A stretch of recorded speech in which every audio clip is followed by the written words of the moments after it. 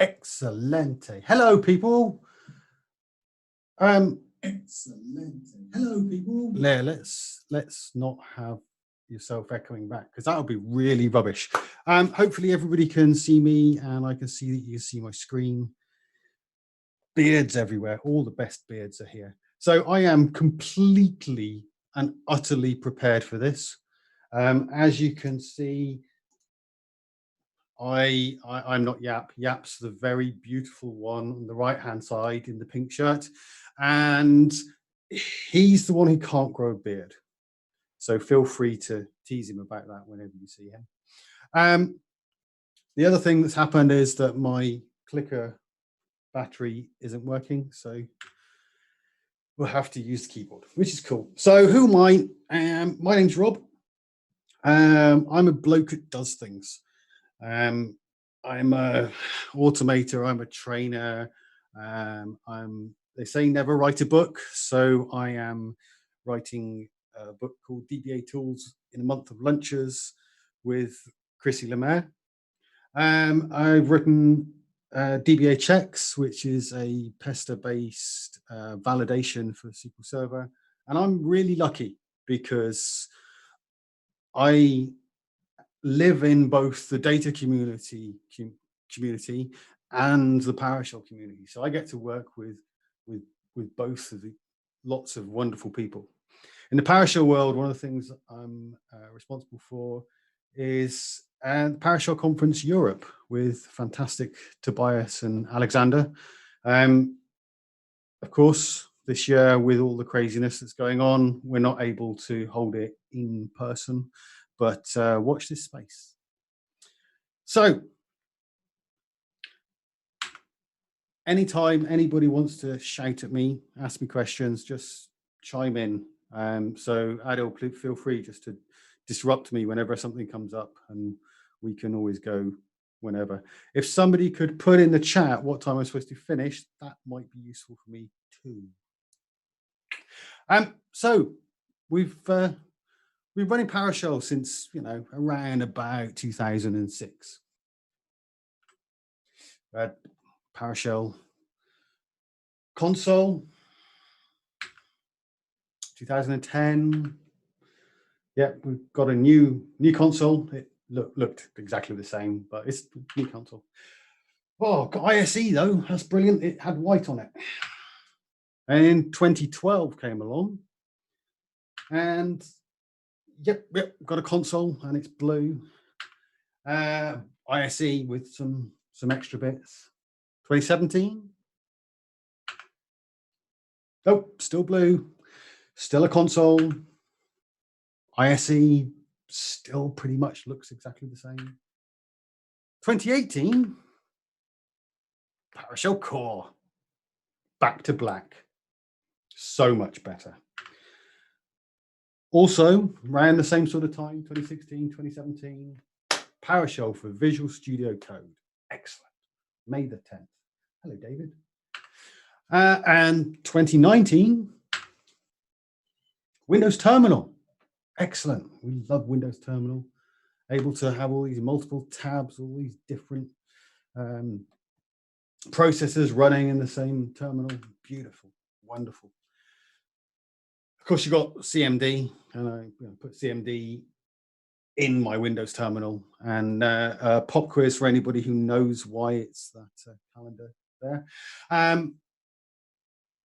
the thing is, for a decade and a half, Houston, we've had a problem. And anybody that thinks that quote is not quite right can click in Wikipedia. Without some effort, without taking some action, every single one of these consoles or editors got the same problem. Same problem. It's that one there. This is our problem. When you hit it, everything's gone.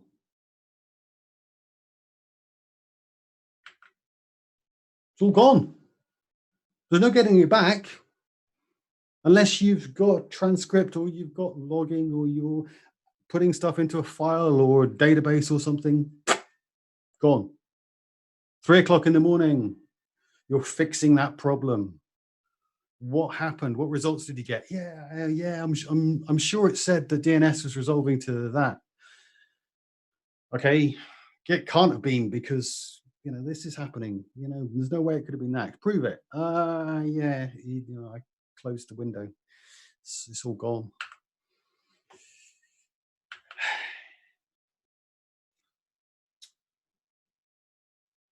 So Jupyter came out.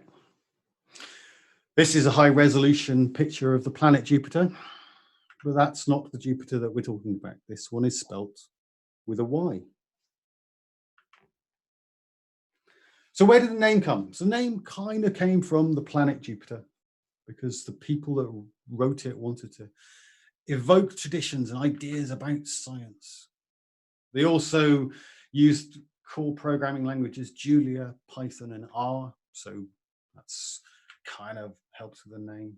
But the most important one was these people were data scientists, and they wanted to have the capability for people to reproduce the work that was going on. Galileo, who discovered the moons of Jupiter, his publication had the data with it so other people could validate it.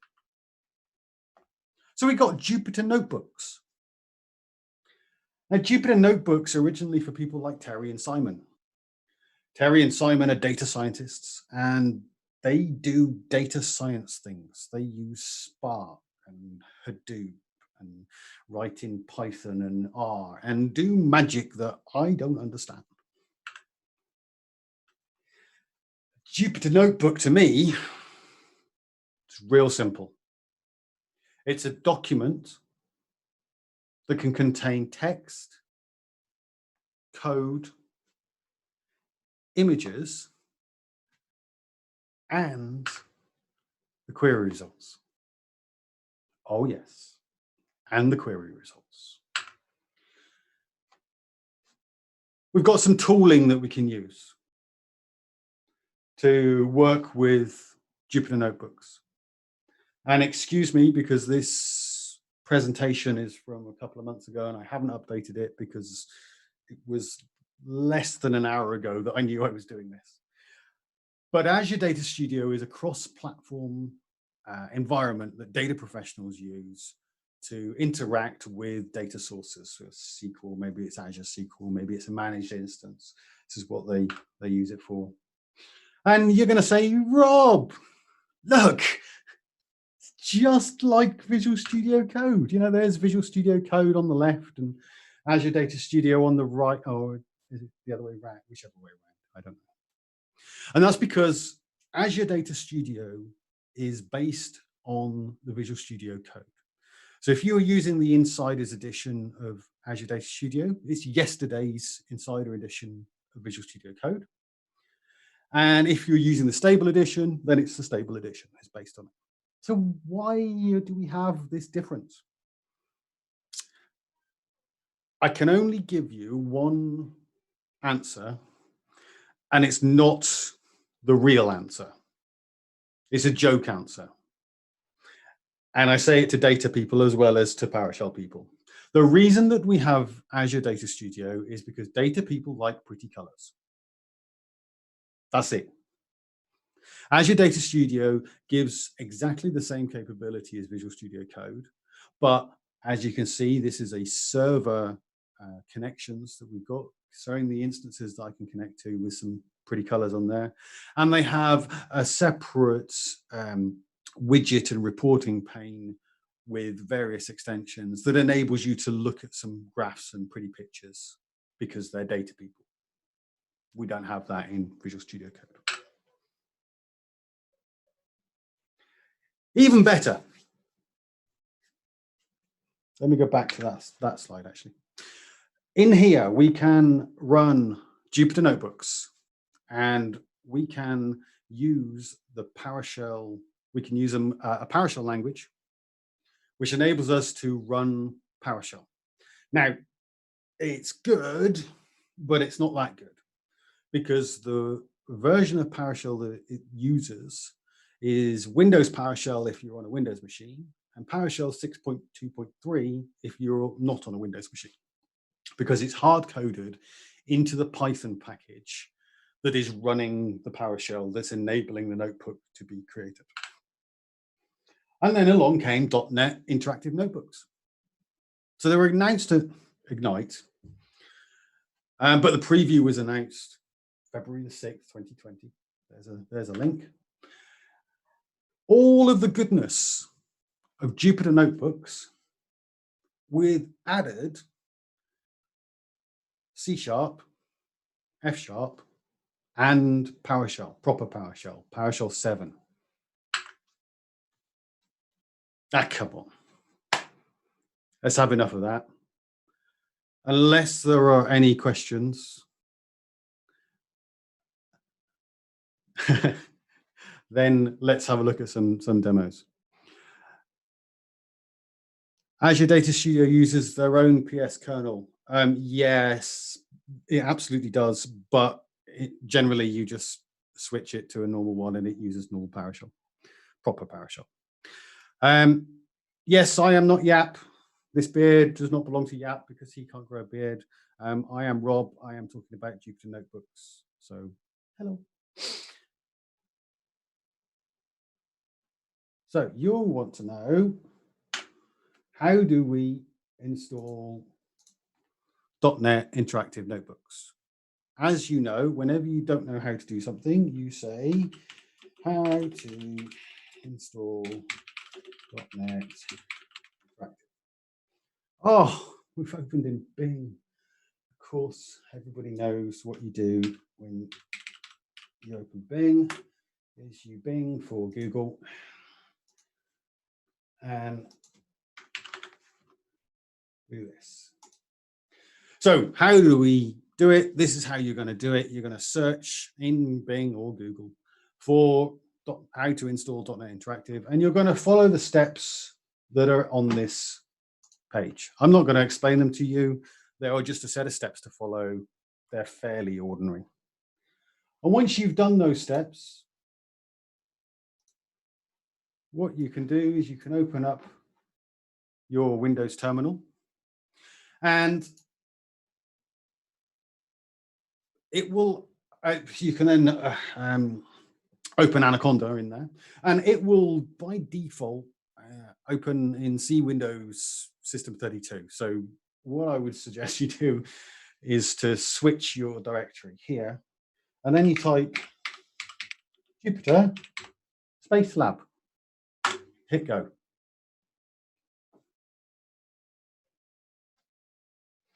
Now, when I did this with Adil just before this started, everything went very crazy. But as you can see, what happens is your browser opens and you're presented with this picture. So we're not working in Azure Data Studio or Visual Studio Code. We're working straight in a browser. And we have on the left, we have the Explorer view for the directory that we started Jupyter in. And on the right, we've got our launcher pane, which enables us to open notebooks along the top, Python 3, .NET C#, .NET F#, .NET PowerShell, PowerShell, PySpark, PySpark 3, Spark, Spark Scala. You can also do things in the console. So we can open .NET PowerShell. And what you'll find is you can just run service, hit enter, and oh, hang on a minute. Oh, no, that didn't work. Shift, enter, and then PowerShell is going to run.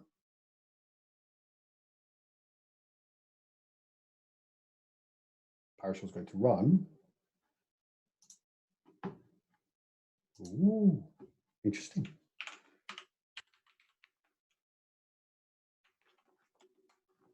That's a good start for a demo, isn't it? I love it when a plan comes together. If in doubt, start again. .NET PowerShell idle, Everything's groovy there. Yes, version table.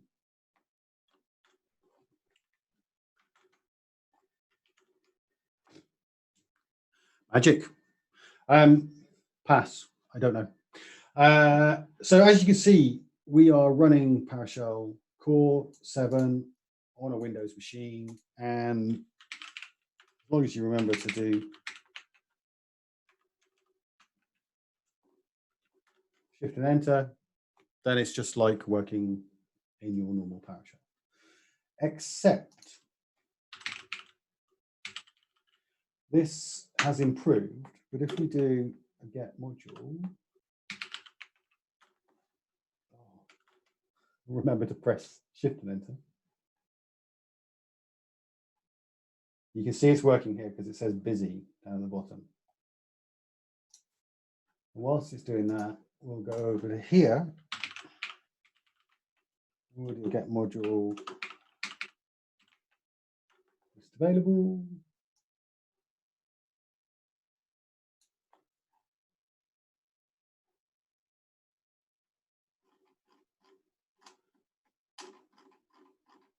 Excellent. This is working much better. When we first did this, the differences were quite significant and you weren't getting all of the modules. But if you look here, we're loading modules from our .NET Interactive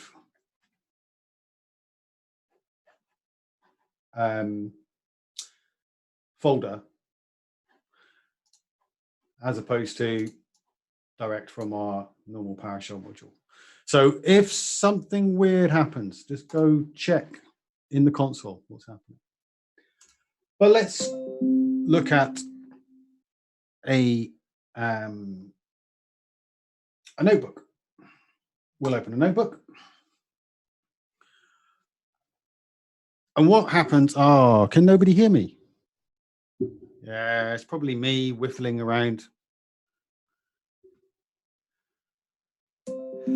Is it any better now? Is it any better now?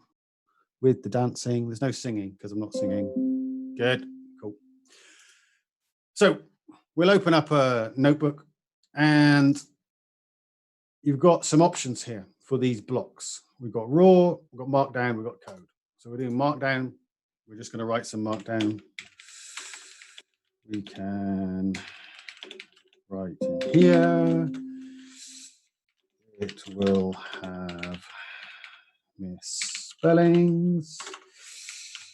Don't ever type in a demo. Well, no, actually, I'm always going to type in a demo because you guys need to see what's happening. Now, that doesn't look like Markdown, and this is one of the things that you're missing here is you've got no live preview. But once you press Shift and Enter, it runs that block. And what you've got is the Markdown then comes through. So if you want to go through and fix stuff, then you can do it like that. So here is our documentation. Already we can see that we have got something that is going to hold documentation that we can pass on to somebody else. In the background, all you have here is JSON. So flat files, so we can put them in source control. Everything's beautiful. But data guy here. So in the results of, if in the results of your notebook, you have got PII of some sort, you've got data that you need to keep confidential or be careful with in some way, remember that the other place it's going to be is in this file, in this JSON. Second most important thing to remember, if you write some PowerShell that brings back some output to the screen and you write 50 or 60 or 70 blocks of this, and then you save the file, if you've returned 100 gigabytes of text, your file is going to be 100 gigabytes in size. So it's going to cause issues for your browser to open and all of those other good things. But then we can write some code. So we code, let's do get module. And you can see down here, we've got a busy, and you get some IntelliSense. If we do a control of space, we don't get anything anymore. Excellent. No, but we do have our IntelliSense, and we can then shift and enter. You look down at the bottom, you can see it's busy. PowerShell is running. We're getting some things happening. And in a moment, bingo, we've got our notebook. We can save it. I can close it. In fact, I could close everything, but for the sake of time, I'm not going to do that. Close this notebook. If that had been an all PowerShell session, that list of modules is gone. But if we come back here, there are our results. Everything is available. So what can you do with your notebook? It's entirely up to you. Whatever it is that you want to do, your only limit is your imagination. So here are some examples that I am using live in with clients that I've developed over the past 12 months or so working with notebooks. Incident resolution. At 3 o'clock in the morning, when I'm called out, when the DBAs in the team that I'm working at are called out, they can open up a notebook which has a set of normal sort of scripts that are going to do their troubleshooting. These are things that they used to hold in OneNote documents. These are things that they used to have set. That notification is annoying me. These are things that they used to have in files on their own desktop and shared all over the place. But now they've consolidated them into a single notebook. And with that notebook, they can then open it. They can run their code. Their results are saved.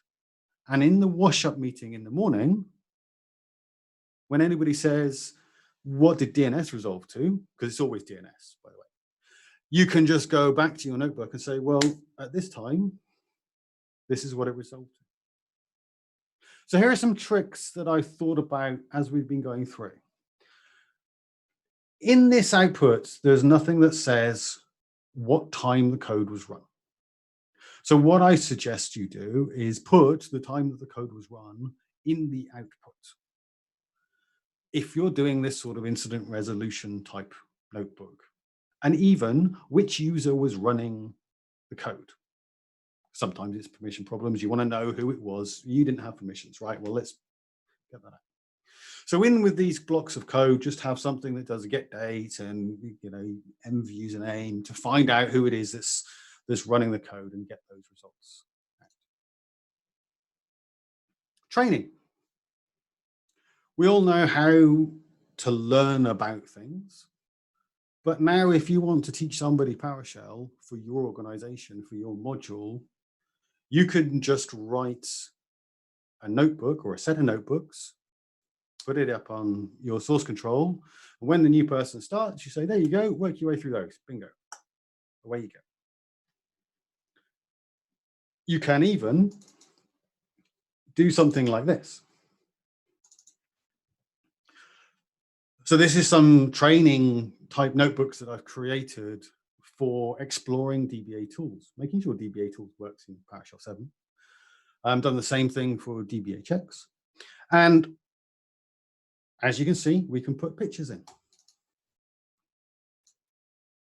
They're just held locally on the path within this, where this notebook is. And these notebooks know where they are. Azure Data Studio notebooks don't know where they live. So relative paths in there are much more tricky to achieve. Once we've got that, we can just do something like this. I've just got a Docker Compose file in here. Anybody can run this. You can go and download this from my GitHub repository and create a directory, create Docker Compose, and create some containers. Then we can introduce our module. This is our module. Make sure you've got the module. How do you find commands? Here's how you find commands within DBA tools. Oh, look how cool this is. You're seeing the results of these commands, and I haven't run any PowerShell because they're just saved here, ready for me to show. So here's another thing that you can do. If you're somebody who does presentations, I don't mean somebody who does community presentations, but also somebody who could actually put it into, you're going in front of clients, you're going in front of other team members, you're showing off this new project that you've made. If you have a copy of the notebook that already has had the code run and has got the results, if something goes wrong with demos, if you haven't prayed to the demo gods, then you can use that notebook to go and talk through the problem, the solution, the module, whatever it is that you're talking about. But just to prove that we can actually run some PowerShell in here, let's do this. I'm going to do a Shift Enter on this. And this is just going to go and check that I've got my SQL containers running and that I've got a connection to them.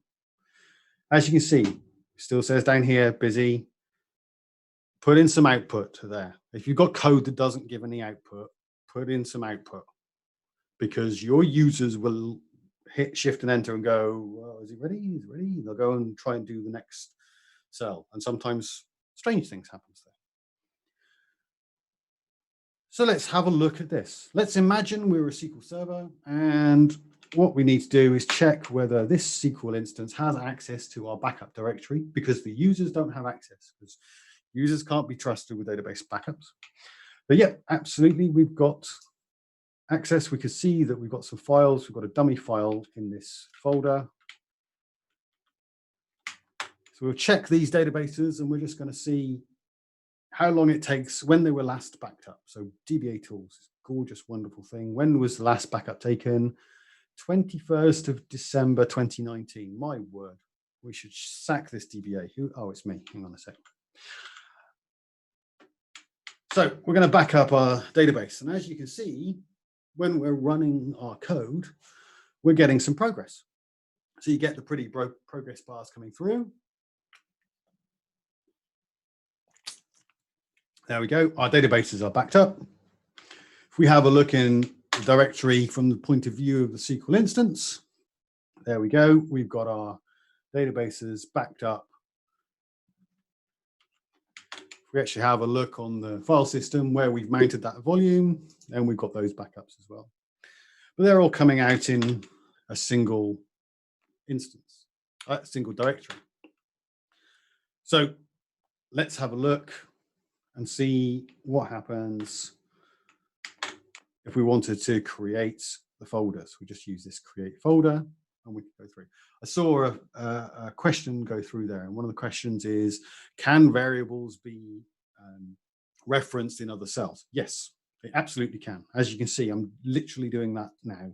So I've got a SQL credential variable here, and I've got a SQL2 or a SQL1 variable, and those were set in the very first cell that I ran. So that's always going to work, except if your user kills the session in some way and comes back, reopens the notebook, and then wants to start again. So depends on the standard of your users, how much information you need to put in. Okay, so we'll have a look in this directory now. We've done a backup, and we have a database in for each file. Let's check the backups for here. We go.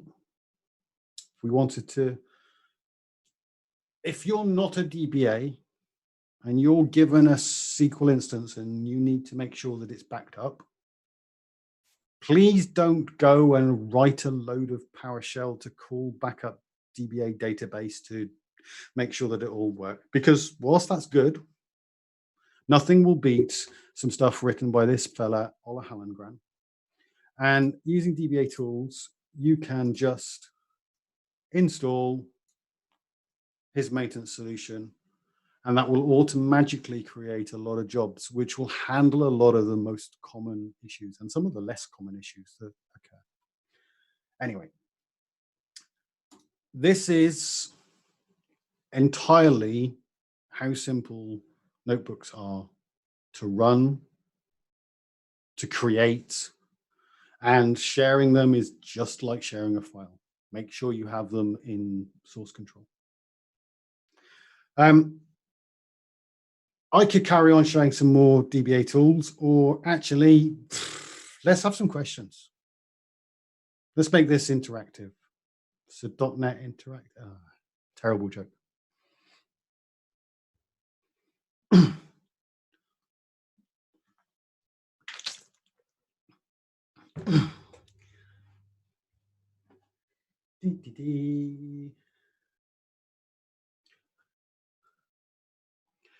Can you version control notebooks? You absolutely can. So if we, let's not do it in here, but let's come into here. Can we version control notebooks? Let's just clear our screen and directory in. Okay, so let's cd to git and cd to Jupyter Notebooks. And as you can see, once PoshGit has done its stuff, come on, PoshGit, wake up.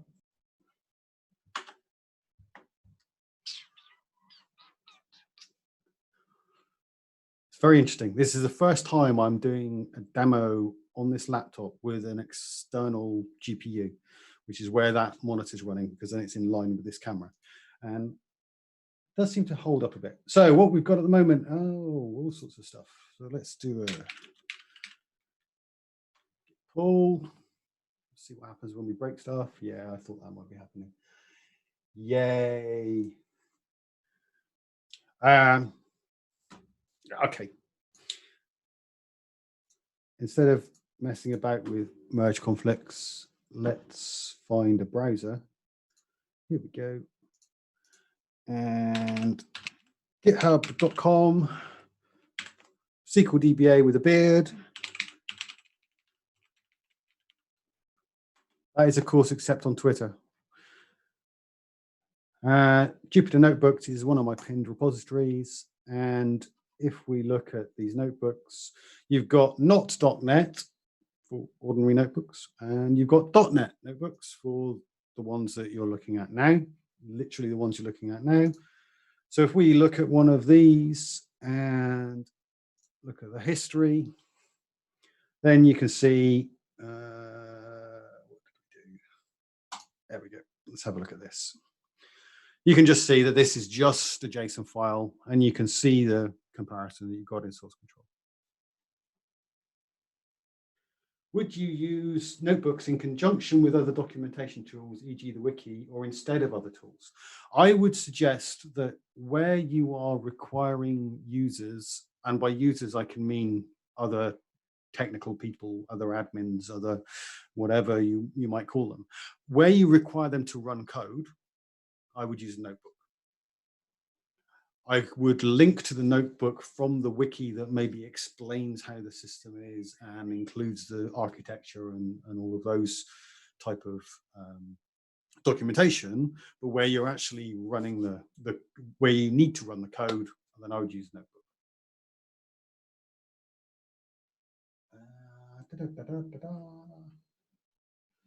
Recommendations on getting started with and installing Jupyter. That was the bit where I said search Google or Bing for how to install .NET Interactive. That will get you into installation.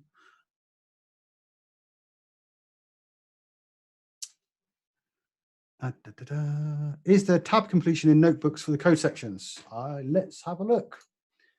Let's find a new, where's, I've lost it. Where did I put you? No, you've gone. File, new notebook. Which language do we want? We always want .NET PowerShell, but sometimes you can choose a different one. We're in a code, and if we do get dash DBA, that's going to load the module. Da-da-da-da. Puppy power, look what we've got. We've got DBA agent alert, DBA agent alert, and as usual,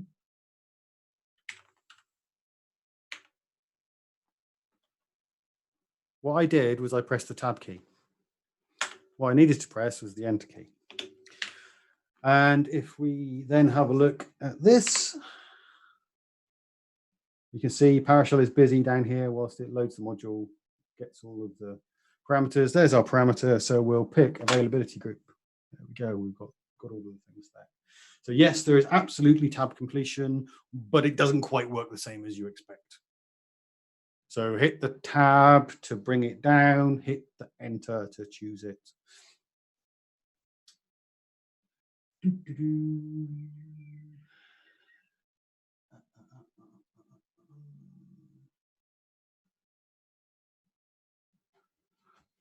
I see no more questions. Question, can you clear state? So if by state you mean I have got here the results of this code, then we can right click here and we have a clear outputs. And that's going to remove the output just for that cell. But you can also right click and clear all outputs. And that will clear all of them. Yeah, what the hell, let's do that. Just a bit of fun. If your session goes screwy, then you can interrupt the kernel. Excuse me, kernel. I'm going to interrupt you. Or maybe I'm going to restart you. Are you sure you want to restart? Yes, I'm sure. All variables will be lost. So here, our user will actually see a warning saying, well, you're going to lose all the variables you've got, but, you know, carry on. We'll do this. Where is the output stored? Okay, let's have a look. Let's open Visual Studio Code on a different screen.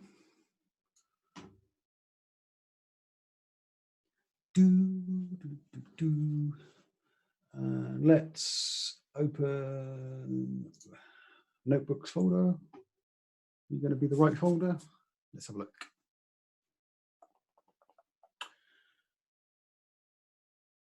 Here we go. So .NET Notebooks, we're in backup and restore. Go away, please, PowerShell. Here is our code. Of course, we cleared the output, didn't we? Super work, Rob. Let's try this one instead. What have we got? Introduction hasn't got anything either. Because I always normally want to prove it. So let's open availability groups and see if we have got anything in the output here. Right, so here we go, get DBA database, and we've got AdventureWorks 2017. These are the results that we've got. So that's availability groups. We go to availability groups. Come on. If we go to availability groups in there instead of the checkpoint, that would be much more handy, Robert.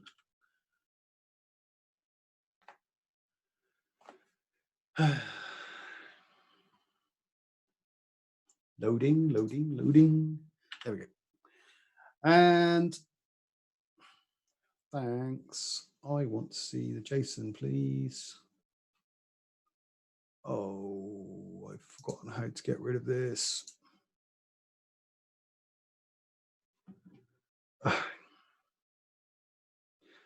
One of these turned it back into JSON. Let's do this instead. Come here. Thank you.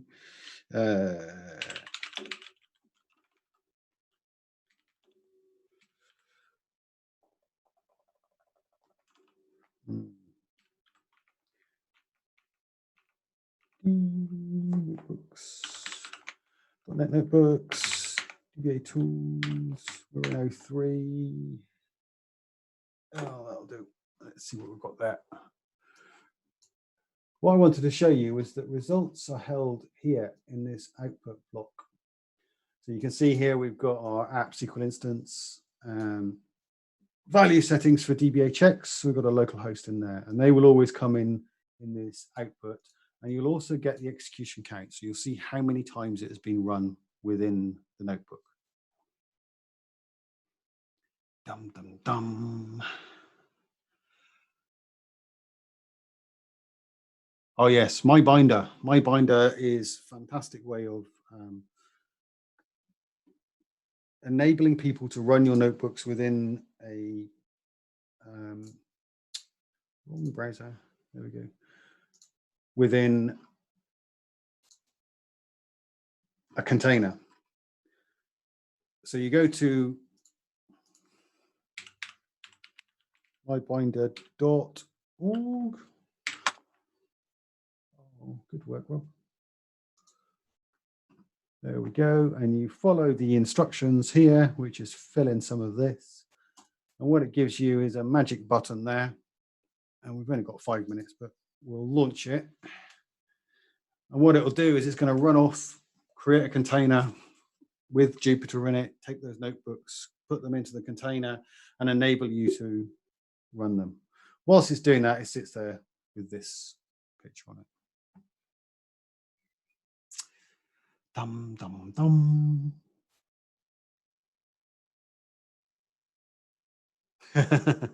Now I've got to go through PowerShell and make that work seamlessly. Yes, please. Please make it work all seamlessly and beautifully. Thank you. Any more for any more? Was that useful? I know it was a little bit rushed and slightly unpolished, but hopefully it gave you an idea of Jupyter Notebooks and how really very, very cool and useful they are.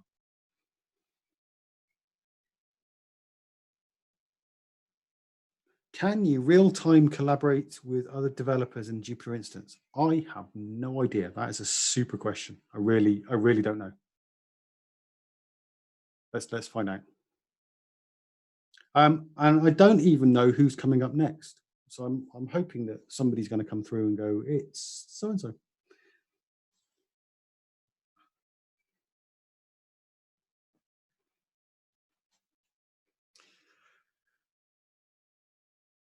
Excellent.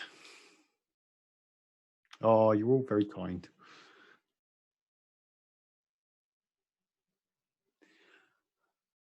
And there we go.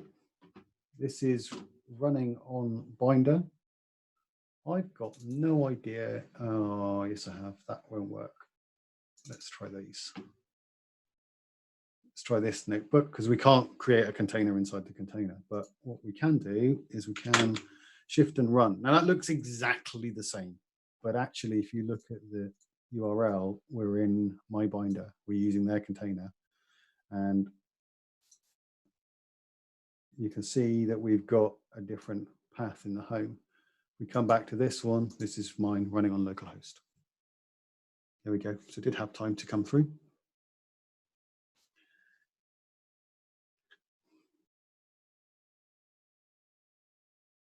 Excellent. Any questions? Just shout at me. You will find me by searching for SQL DBA with a beard, but more often than not, you will find me at